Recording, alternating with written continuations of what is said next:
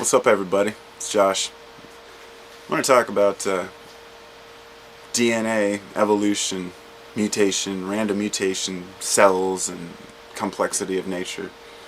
And I'm going to do it from the standpoint of a guy who's not a scientist.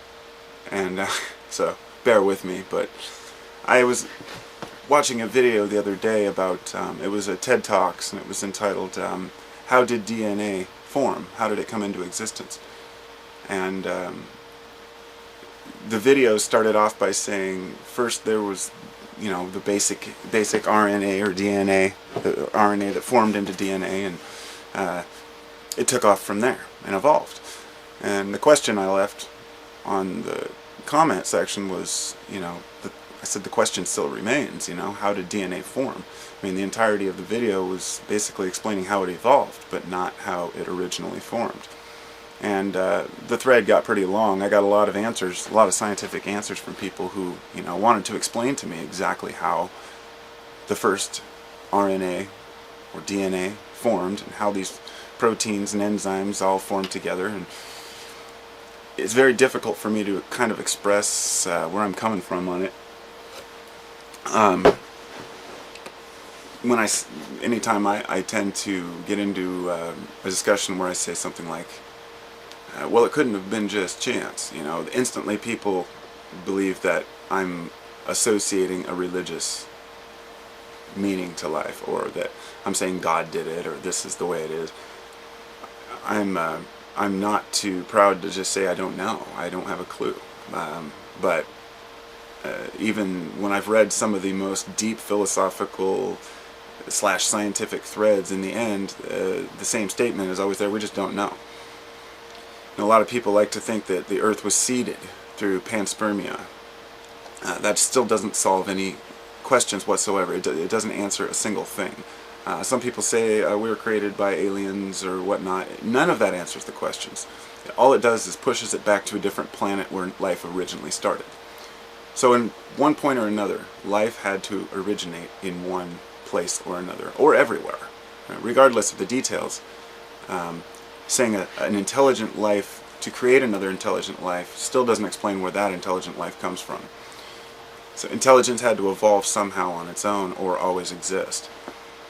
Now, when it comes to DNA, the building blocks of what we are, what every living organic thing is on Earth, it's very difficult for scientists to reconcile how organic life can spring up from inorganic matter, and that's one of the hardest thresholds to cross. And people can say, well, these particular molecules, binded together, and they formed this and they formed that, but nothing I've heard has yet explained why they would bond together in the first place. Let's say that all these molecules and proteins formed into these chains, and it was successful. And what are the chances that that would even continue to flourish? The very first life had to consume something, so it was light, obviously. Light is the root of all food.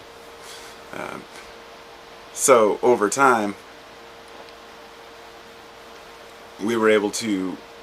plants were able to eat animals, animals were able to eat plants, but ultimately all that energy comes from light. So originally it all started with light. So what is light? But light is that that photonic energy that allows us, organic beings, to live. So when DNA started, it had to have something, and I'm not going to say a director, but try to think of a better way to put it.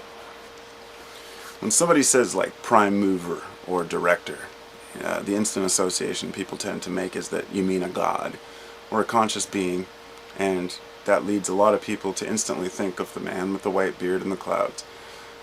So it's difficult to say, okay, creation was directed without saying that there was a God. There seems to be a very difficult barrier to cross there, because there are different views of what God is. There are the idea that God is a personal God, that He's observing us, that He's concerned about people, which is not the God that I see. Not the God that's specifically concerned about, what the individual is doing, but rather the big picture. And more of an all-pervasive force that we're all part of. In other words, not a separate entity from us. So I believe that this blueprint, and this is the best way I can put it, in my opinion, this is my own view of how existence came to be, how DNA, it's that the universe formed during somehow out there somewhere, whether it's the entirety of the cosmos or a more localized, say within our own galaxy, maybe each one has its own, but there are pulses, forces. Some people call it cosmic wave theory.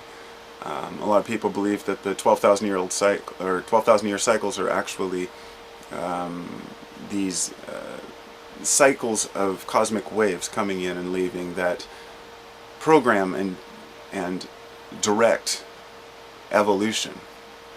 So I see it as a cosmic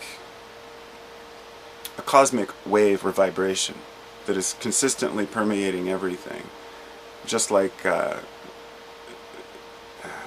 are those things called? Those now I can't remember. There are these little particles that, you know, pass through everything. And anyway, everything is vibration, right? Everything is working at a particular frequency or rate of vibration. We don't know exactly how all of it works, but what seems to be the driving factor is vibration or frequency. So this cosmic wave, whether it drives or directs evolution and why, remains to be seen. That's a question I can't answer. I don't know. But maybe during cycles and times there are spontaneous bursts in evolution or boosts, but trying to reduce the complexity of life down to random mutation to me just seems ludicrous. And I'm a very rational person. I'm a skeptical person, and I still cannot find anything in my heart that says that it just doesn't feel right. It just doesn't make sense. But trying to express the utter complexity of everything and explain that point is difficult. You know, in other words, sometimes people will say, oh, well, just because things are complex, you know, people just assume that it was created because they can't understand it. It's not like that. It's like understanding it even more. Looking at the moths that look like owls and the ants that work as one unit, the birds, the way they fly, the way that everything is perfectly intertwined, and the symbiosis of nature. It's utterly amazing. And perhaps I'm a fool to think that that could be created by some sort of a frequency or vibration, but that's what I believe, at least as of now, and hope to understand it better in the future. So, as to DNA, how DNA came into existence, I have not a clue. To organize the original structure of life, to reduce a cell, the simplest cell, to its components is a 0 chance of probability, according to mathematics, that these things could form by chance. Mathematics is telling us that this is not likely, that this happened by chance.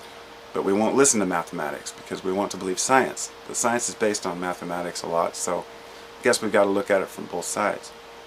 So mathematicians are telling me that there's a 0 probability that life is by chance, then I don't really know what else to think about that. I guess we just each go along and pick up the pieces we can. So, anyway. Big questions. Ones we might not ever answer. So, take care, everybody.